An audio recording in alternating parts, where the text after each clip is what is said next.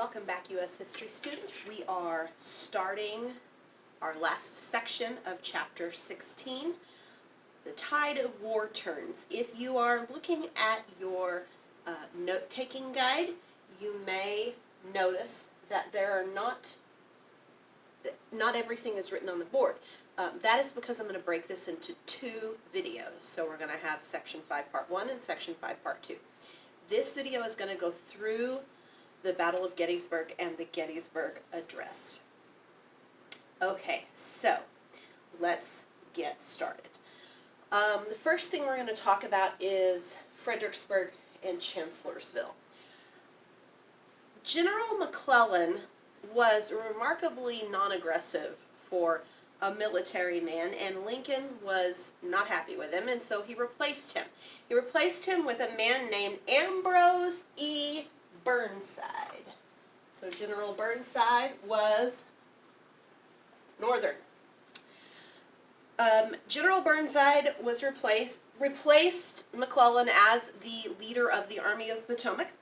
Burnside wanted to quickly attack Richmond, you'll remember, is the Confederate capital, and he was going to go through a town called Vicksburg. So, November of 1862, he sets out. He has 120,000 troops with him. This is not a small army. He surprised General Lee, and the Confederate commander, General Lee, had divided his force. He had 78,000 men, and his force had been divided. Neither section was in a good position to defend Fredericksburg, but Burnside's army had some delays in getting across the river, the Rappahannock River, to Fredericksburg. And because of those delays, Lee was able to reunite his army and get them entrenched around Fredericksburg. By the time the Union Army crossed the Rappahannock River, they were there. They were there. They were expecting them. They were ready for them. They launched their charges, heavy casualties, and they failed to break the Confederate line. Burnside suffered around 12,600 casualties. That's deaths, injuries, and prisoners. Okay? 12,600 casualties. The Confederacy had less than half of that, around 5,300. So, the Battle of Fredericksburg was very much a Southern victory. A Confederate victory. Burnside, not long after that, stepped down from his position, and Lincoln made General Joseph Hooker the commander of the Northern Army, the Army of the Potomac, the Union Army. In April of 1863, General Hooker and his army of even more men, 138,000 men, launched a frontal attack again on Fredericksburg. Hooker ordered around 115,000 of his troops to split off and approach from the side. This is called going to the flank.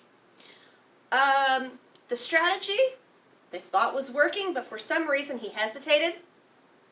Again with the hesitation. And he had those troops take a defensive position at another city called Chancellorsville. This was a place a few miles away from Fredericksburg, west of Fredericksburg. The next day, Lee used most of his army, around 60,000 men, to attack General Hooker's troops at Chancellorsville. Stonewall Jackson led an attack on Hooker's flank to the side. Lee commanded an assault on the front. So you've got Stonewall Jackson going around to the side to the flank. You've got Lee attacking directly from the front. They almost cut the Union Army in two. The Union Army did manage to form a defensive line. They held it for 3 days, and then Hooker ordered a retreat. Again, the Battle of Chancellorsville was a Southern victory. This was a major victory, but it had severe casualties. It was the Battle of Chancellorsville where Stonewall Jackson, who was General Lee's most trusted commander, was shot by friendly fire. If you've heard that expression, friendly fire, he was accidentally shot by his own troops and died a few days after the battle. Even though the South won the Battle of Chancellorsville, Lee lost his right arm, metaphorically speaking. Okay, here we go. The Battle of Gettysburg. You have probably heard of the Battle of Gettysburg. It was a big one. I was talking with, I think it was Hayden the other day, and we were discussing the different battles, and I told him I thought Antietam had more casualties, but I went back and looked, and Gettysburg had more. Antietam had the biggest single day loss. Gettysburg had more losses overall. So let's talk about Gettysburg. General Lee starts launching more attacks inside Union territory. His goal was to break the will of the North to fight. And if McClellan had won that presidential election, it would have been a lot easier, but Abraham Lincoln was not a man to back down when he believed he was right. He was hoping, General Lee was hoping, that if he could get some wins in the North, that this would convince other nations to recognize the Confederacy as its own nation. The Battle of Gettysburg was a 3-day battle. Day 1, June of 1863. General Lee cuts across Maryland into southern Pennsylvania, and they gather west of Gettysburg, Pennsylvania. It's a small town in Pennsylvania. Lee was actually not aware that there were Union soldiers camped closer to town. He had a lack of enemy information, and this is one of the kind of sad, funny parts of the story, is that his cavalry chief was not performing his duties. His cavalry chief was a man, I don't have him up here, was a man named Jeb Stuart.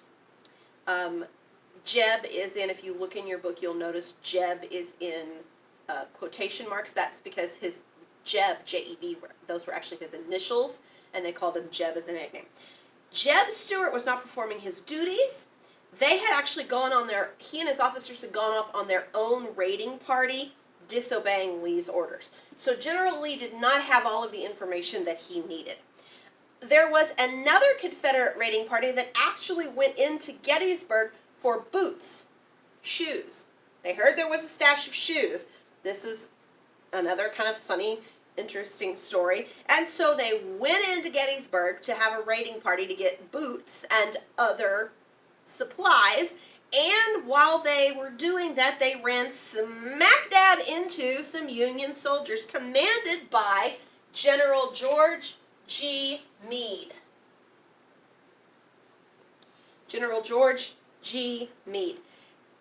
They were cavalry, which is the horses, and this was what triggered the Battle of Gettysburg. The Battle of Gettysburg was not on the plan for General Lee, and this raid to get some shoes, to get some boots that were desperately needed by the Confederate Army was what set the spark, set it going.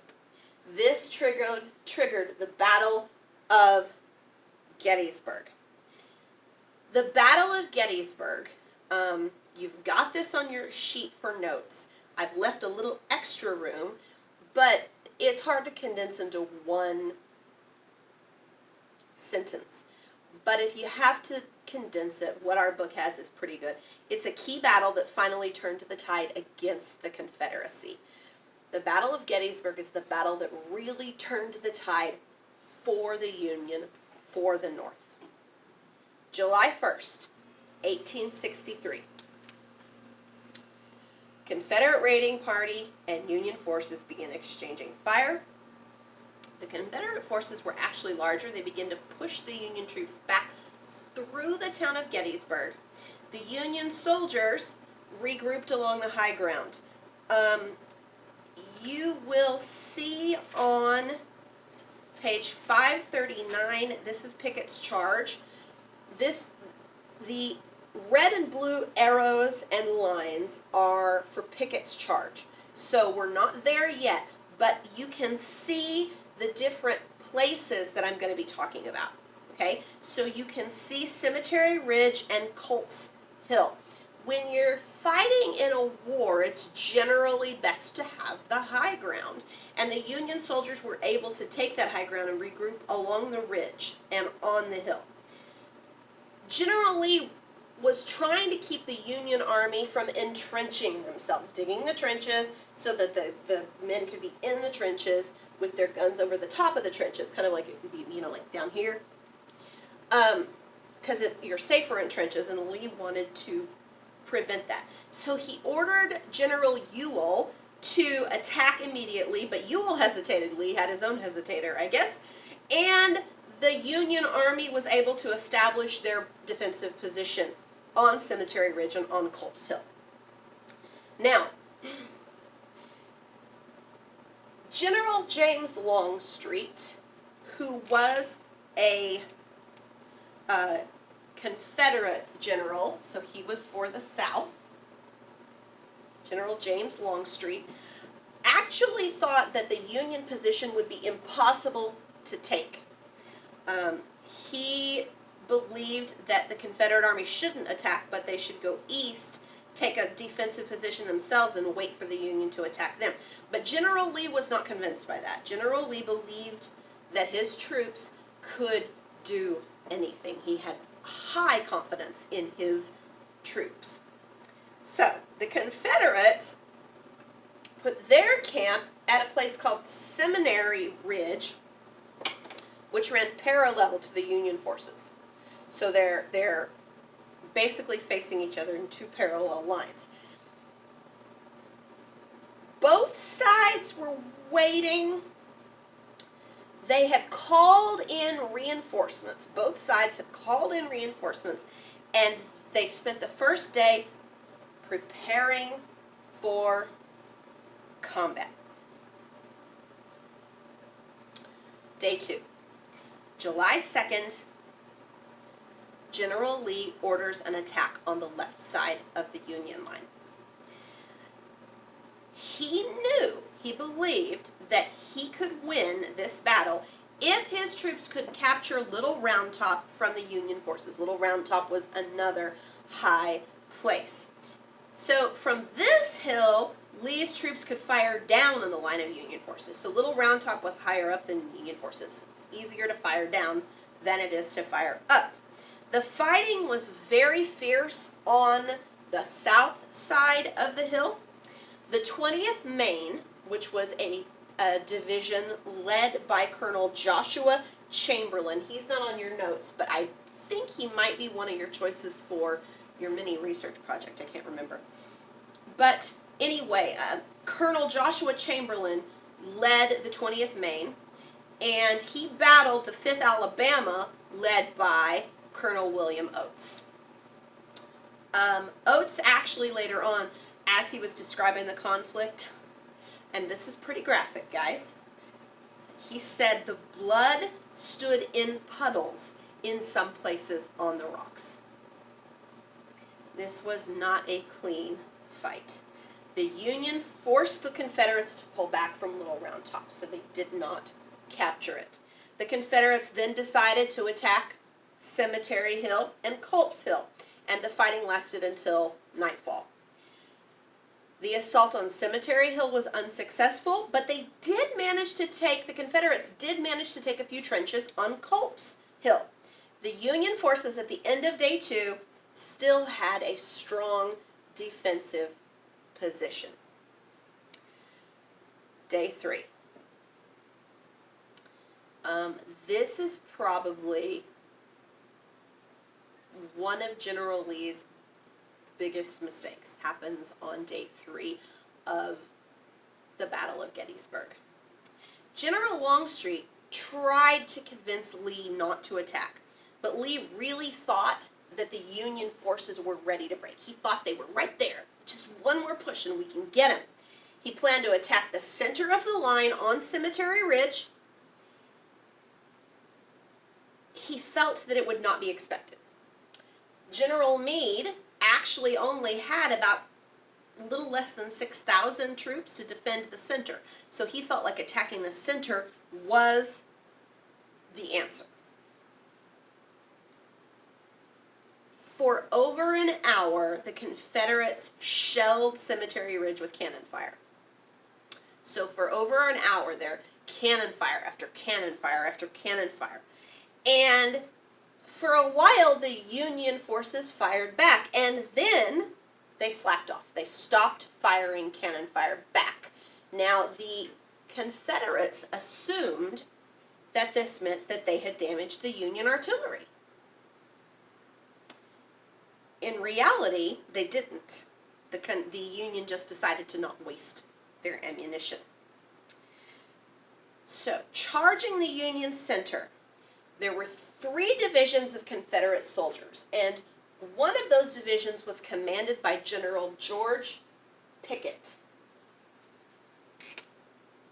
General George Pickett. By the way, Little Round Top was north. Sorry about that. General George Pickett.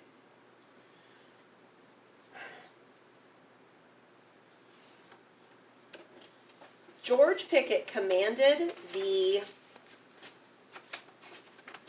largest unit. Around 15,000 men took part in Pickett's charge.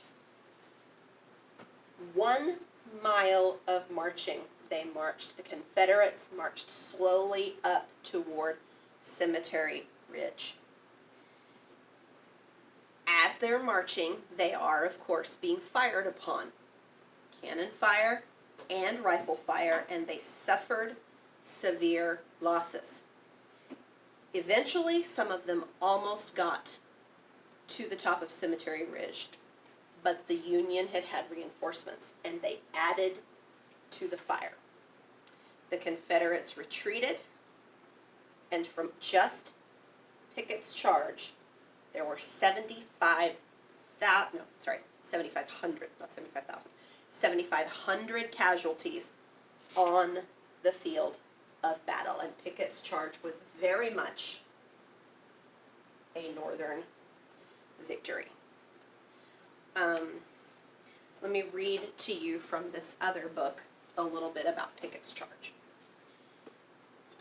In his diary, Elisha Hunt Rhodes, a Union soldier, recorded these observations about Pickett's charge.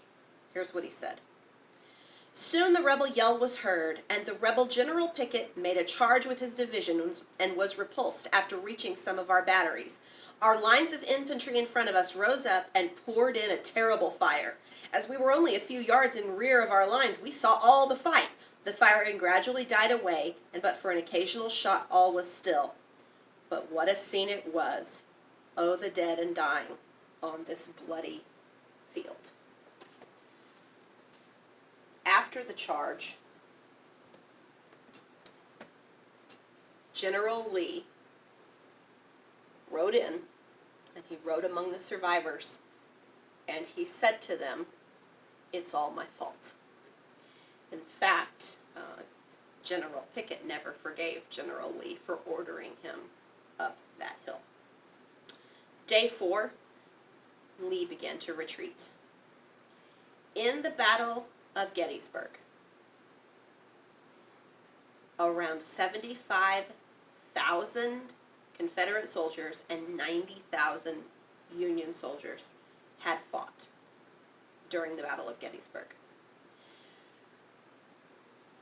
The Battle of Gettysburg left the Confederates weak and broken, but General Meade decided not to follow Lee's army. It could have ended the war here, but General Meade decided not to. This made Lincoln very angry because he felt like General Meade had missed an opportunity to crush the Confederates and possibly end the war.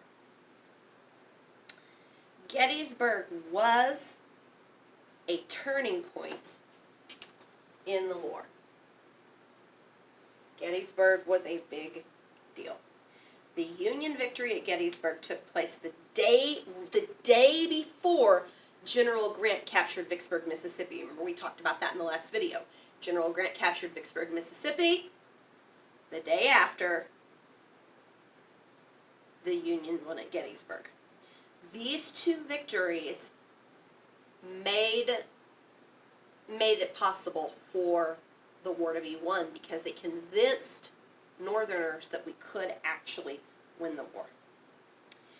The battlefield at Gettysburg was, the battlefield cemetery was dedicated on November 19th, 1863. Abraham Lincoln was there, and he gave a very famous speech. It is a short speech. This is one of the two things that you could memorize for extra credit for history. I had to memorize it when I was in 8th grade. I don't have it all memorized anymore over the years. I've forgotten most of it. But it is frequently quoted, and it's a deeply important part of U.S. history. And so I'm going to go ahead and read it to you now. And when I finish it, we will close this video. And tomorrow, we will finish up this chapter with the second video.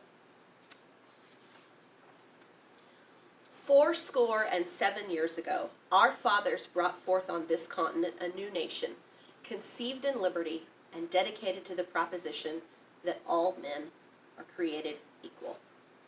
Now we are engaged in a great civil war, testing whether that nation or any nation so conceived and so dedicated can long endure. We are met on a great battlefield of that war. We have come to dedicate a portion of that field as a final resting place for those who here gave their lives that that nation might live. It is altogether fitting and proper that we should do this. But in a larger sense, we cannot dedicate, we cannot consecrate, we cannot hallow this ground. The brave men, living and dead, who struggled here have consecrated it far above our poor powers to add or detract. The world will little note nor long remember what we say here, but it can never forget what they did here.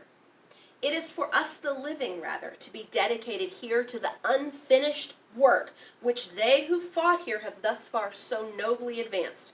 It is rather for us here to be dedicated to the great task remaining before us, that from these honored dead we take increased devotion to that cause for which they gave the last full measure of devotion, that we here highly resolve that these dead shall not have died in vain, that this nation under God shall have a new birth of freedom, and that the government of the people, by the people, and for the people shall not perish from the earth.